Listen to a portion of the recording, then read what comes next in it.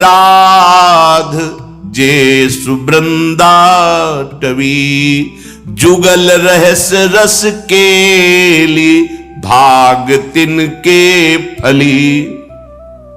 ये बात ध्यान रखना, ये हजारों बार बात कह चुके हैं कि धाम का प्रभाव ही आपको प्रेम और प्रियालाल के समीप पहुंचा देगा। आपको सिर्फ एक सावधानी रखनी, अपराध नहीं करना। धाम में देखो, शारीरिक कमियां होना अलग बात होती है, अपराध करना अलग बात होती है। जैसे अब हम ऐसे परम पावन धाम में जहां की रज का सेवन ब्रह्मा शिवादि करने की याचना करते हैं, हम यहां वास करते हैं, तो इस शरीर का स्वभाव है खाना पीना, इसी से प्राण चलते हैं, तो मलमूत्र बनना स्वाभाविक है। जब हम यहीं वास करते हैं तो उसका त्याग यहीं करते हैं। हमारे मन का विकारी स्वरूप है, वो विकार चिंतन करेगा। हमसे कोई गलती हो सकती है, इसमें कोई संशय नहीं। ये सब जैसे मां अपने बच्चे की मलिनता को दूर करके श्रृंगारित करती, ऐसे वृंदाटवी करेगी। ये अपराध में नहीं आएगा, ध्यान रखना।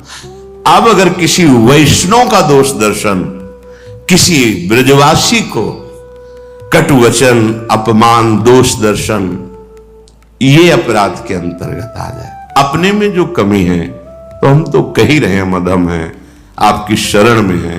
तो हमारे महापुरुष जन भी कहते हैं कि वृंदावनी प्रभाव सुन अपनो ही गुण दे, जैसे बालक मलिन को मात को।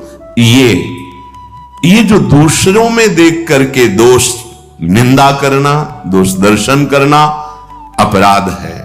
ये अपराध आपके इस कृपा को ढक देगा, अनुभव में नहीं आने देगा। स्पष्ट सेवत निरअपराध जे सुबृंदाटवी।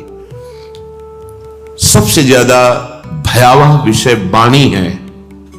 धाम में सबसे ज्यादा आपराधिक प्रवृत्ति वाणी से होता है।